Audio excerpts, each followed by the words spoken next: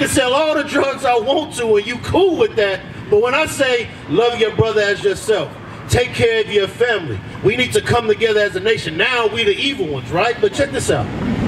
The book of Sirach, chapter 2, verse 1. My son, if thou come to serve the Lord, prepare thy soul for temptation. So it said, prepare thy soul for temptation. For example, when you start learning these off work, when we was in the world, say one thing, we used to eat pork, right? We thought it was fine. But then when we find out that there's a law that says I can't eat pork, now here comes the temptation, because you know what? I used to like that. I really want to do that. Now you start to fight within yourself, you know, man, I know God said keep these laws, but that bacon is good. But guess what? There's always an alternative. They got beef bacon, which you can eat. They say you can't shrimp, crab, and lobster. We can't eat things like that, right? But there's other fish that you can eat that are lawful. You can't eat pig, but you can eat cow. You can eat beef. You can eat lamb. You can eat goat. All these different things. Come on.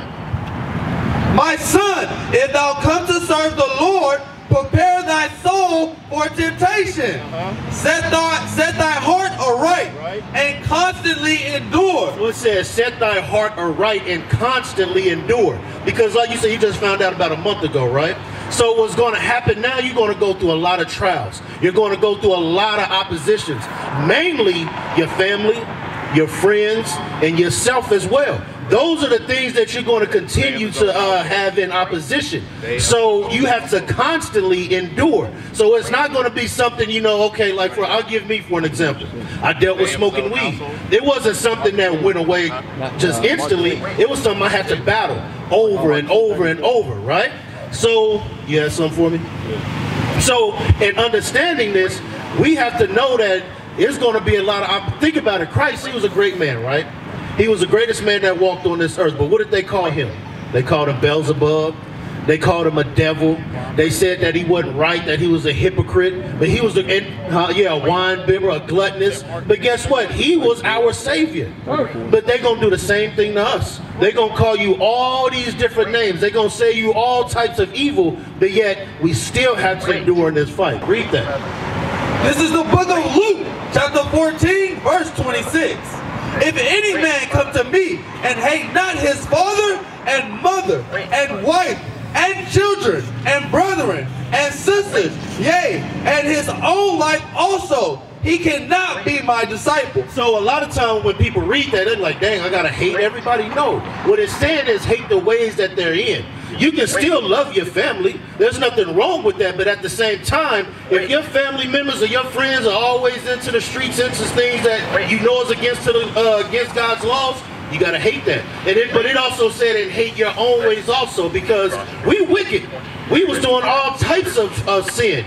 We gotta hate those ways. Whatever it is that we're struggling with, we gotta hate those ways too. Because Christ said, if you can't do that, then you can't be my servant. Come on. Verse 27, and whosoever does not bear his cross and come after me cannot be my disciple. So guess what? We have to bear, like I said before, we have to bear our own cross. Whatever it is that is working on us, that evil, that sin, we got to bear our own cross. We got to change our ways. We got to constantly fight, like it said in Sirach. Go back to Sirach 2. Matthew 10, yes, Matthew 10. So another thing, going back with Luke 14, right? So it said that our own enemies will be of our own family. That's why I say your main opposition is going to be family, friends, and yourself. So read this real quick. Matthew chapter 10, verse 34. Think not that I am come to send peace on earth. So you know when everybody talks about peace, a lot of times in Christianity you hear peace. Oh, we got to bring peace, peace, right? The only way that peace is going to be on this earth is when we go back into rulership, keeping God's law, statutes, and commandments. That's the only way. That's right. So this is Christ saying himself, I didn't come to send peace on earth. There can't be peace if all is around us is evil. Right. It can't be peace if we're surrounded by wickedness. There can never be no peace. Right. Because guess what? The scripture says good is set against evil. Right. There's no way that we could be at peace if evil is constantly coming up against us. Right. But read that. Verse 34. Think not that I am come to send peace on earth. I came not to send peace, but a sword. For I am come to set a man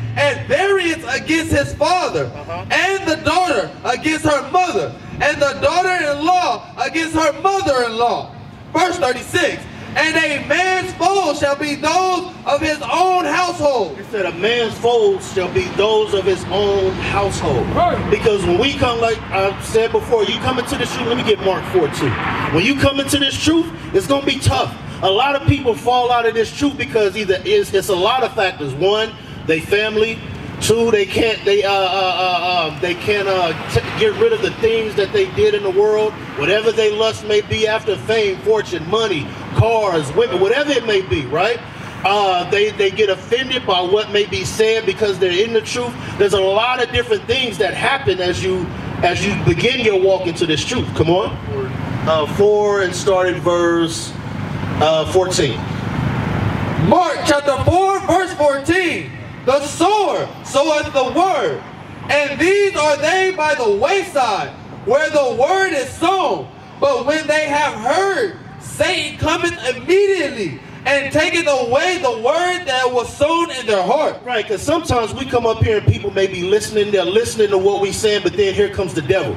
It may be a friend, it may be a phone call, it may be something that distracts them, and guess what? They no longer want to hear. Come on. But jump down to the point, verse 20, I think it is. Verse 20, and these are they which are sown on good ground, Right. such as hear the word and receive it, and bring forth fruit, some 30-fold, some 60, and some 100. And that's what you want to be. You want to be that one, that Israelite, when you hear this word, guess what? You receive it with gladness. And you bring forth fruit, meaning guess what? Do works. You go out and pass out flyers. You're teaching your people. You're being that example to the rest of your family. Because that's another thing too. A lot of times people may not want to do this. They say that we crazy. But then when they look at you and see how you changed your life, then it starts to make them think differently. You know what? Maybe this is not bad. Maybe I need to check this out. Because they're not going to believe you for real. They're not going to believe that you really want to do this. And we have to be that example. Matter of fact, give me Matthew 5 and verse 17. We have to be that example. So when as you start your journey in this truth and learning all of these laws and things like that, for example, you know about the fringes, you know about the dietary law, you know about these certain things, right? So read that for me. Matthew chapter 5 and verse 17. Think not that I am come to destroy the law or the prophets. I am not come to destroy, but to fulfill. Matthew chapter 5 verse 16. Let your light so shine before men that they may see your good works. So you got to let your light shine amongst everybody else so that they can see your good works. And when they see your good works, well, in turn, what will happen? And glorify your Father which is in heaven. Right, and glorify the Father which is in heaven. So when they see your good works, not everybody's going to change, but there may be somebody say, you know what? This brother right here has changed his life. I knew what he used to be. Maybe I should check this out. And now that gives glory to the Father because it's showing that what?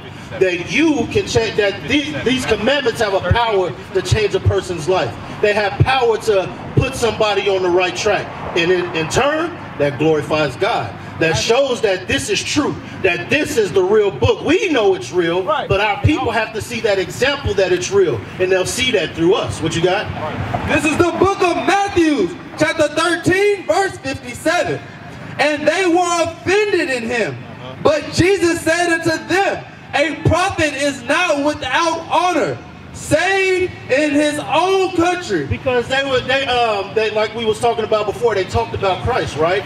Wherever he went, his people hated him. They ultimately got him crucified and killed. And that's the same. And it also says, Christ said, it says that you're not greater than the master. The things that I've suffered, you shall suffer as well. I'm paraphrasing it. That's not exactly what it says, but what Christ went through, that's the same thing that we're going to go through. They hated Christ and they hate us. No matter what it is we do, they say we teach hate. But we the only ones out here trying to teach our people to love their brother. Don't sell drugs to your brother.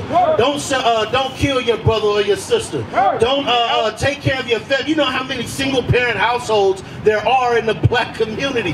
These are the things that we out here trying to change. Your Christian pastors ain't out here teaching this day after day, whether it be online or out here on the streets. Your pastors ain't doing that. Ain't nobody else doing that but us. You know why? Because that's the real love about our people, or of us. We have the real love for our people, and we show it. Yeah, people don't like it because, like they say, the old saying, the truth hurts, right? You don't never want to hear the truth about yourself. I didn't want to face the fact that before I came into this truth, I wasn't a man. I wasn't taking care of things that a man should. Do you remember the story of Daniel? Yeah. Right. Now, Daniel was a righteous man, right?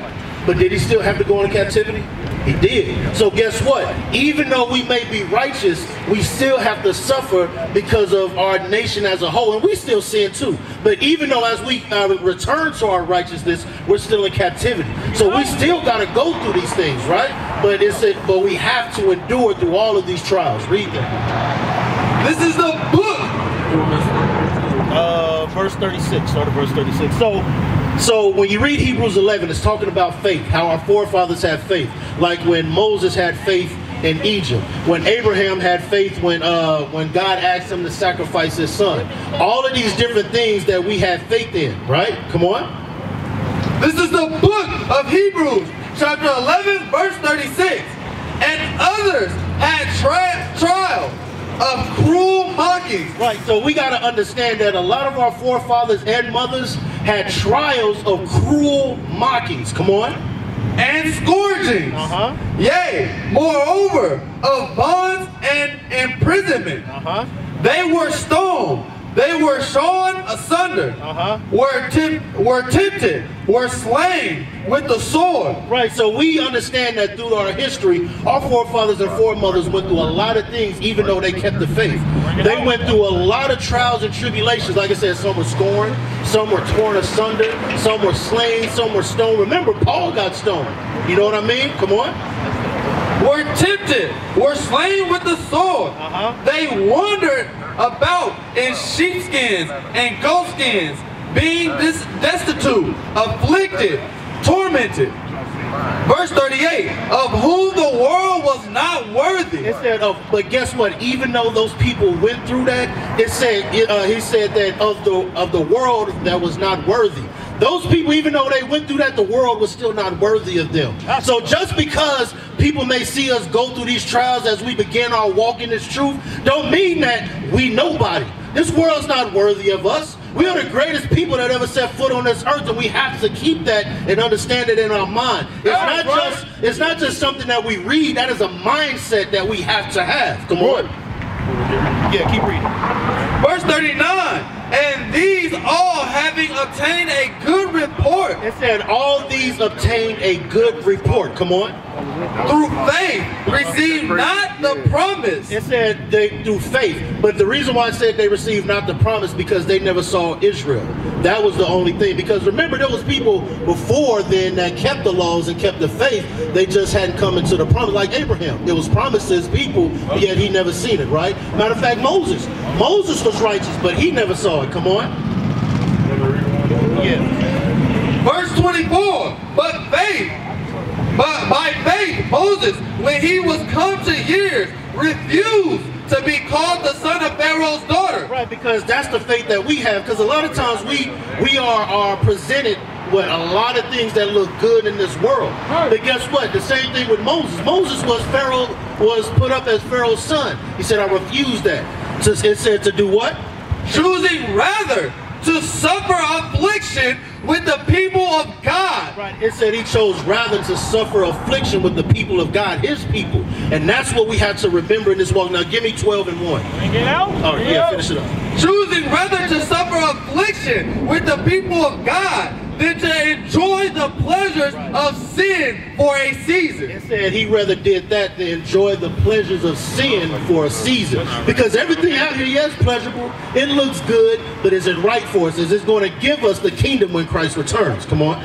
12 and 1. Hebrews 12 and 1 now. That's real. Hebrews chapter 12 and verse 1. Wherefore, seeing we also are compassed about with so great a cloud of witness. Now Paul is saying, seeing that we have such great leaders and forefathers and mothers to look back as examples on, come on. Let us lay aside every weight and the sin which doth so easily beset us. Paul is like, if you look back on our forefathers and foremothers and everything that they went through, he said, let us now just set aside the sin that so easily besets us. Because we ain't even went through the things that they went through. We ain't even faced the trials or tribulations that they went through back in the day. Right now, are they cursing us out? Yeah, they doing that, but ain't nobody cutting off our heads.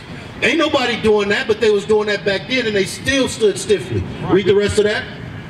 And let us run with patience the race that is set before us. And he said, let us run with patience. Everything's not going to be easy. And I'm stressing that to you because even in my little time in this truth, I've seen many people fall out because they've lost patience. Right. They've lost faith. Right. They haven't endured in what this Bible has said. I stress that because it's going to be important in your walk. This thing ain't easy at all. You know what I mean? And I can't, you know, my trials is mine. His may be greater than mine. His may be greater than his. You see what I mean? We all going to have our different temptations. But at the end of the day, give me that it's in Corinthians. The book of 1 Corinthians, chapter 10 and verse 13. There has no temptation taken you, but such as is common to man. So everything that we've gone through, or any of us are going through, there's no temptation that's not common to man. Remember in Ecclesiastes, it said there's nothing new under the sun. What we going through, somebody else has already went through before. And guess what? I may have went through something already that you going through. But then when you go through it, I'm able to show you how to go through it, how to overcome that. And then when you have something as you grow in this truth, then you'll be able to do that for the next person. There's things that I went through in this truth and I'm sitting here wondering, why have I went through that? Where in my simple mind, I'm like, this is stupid. Why am I even going through this? But then a brother or sister comes in this truth and they went through the same exact thing. And I'm like, bruh, this is the truth. We have to understand that everything that we do, everything that this Bible has commanded us to do is to set ourselves to be in place to have rulership and rule when Christ comes back. Read that. Finish that off. Therefore, there has no temptation taken you, but such as is common to man. But God is faithful, who will not suffer you to be tempted above that ye are able, but will with the temptation also make a way to escape. Right. So he always makes a way for us to escape the temptation. It's up to us to choose whether we want to escape or not. Just like in life today. There's more on it? Read. That ye may be able to bear it. Right, that we may be able to bear it. So that's just like today in life. A lot of times we give people chances to do certain things, right? Maybe I set up for somebody to be able to get a job because they was broke. But now it's up to them to keep that job. Are they gonna blow it? Or are they gonna really put their boots to the ground and do what they need to do to be successful? Right. It's the same thing with Christ or with God and us in this walk. He's given us a way out. Now we have to choose it and actually do what he has commanded us to do. And that's what we have to remember no matter what.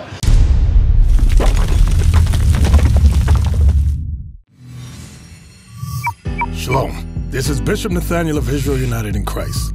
Please subscribe to our YouTube channels. Stay up to date with our latest events, music, and classroom lessons.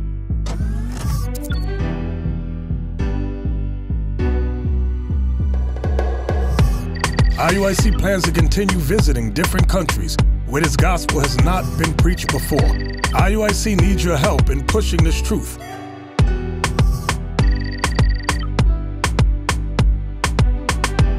So join us. Subscribe to our Instagram, Facebook, Twitter, and podcasts, and stay up to date with us.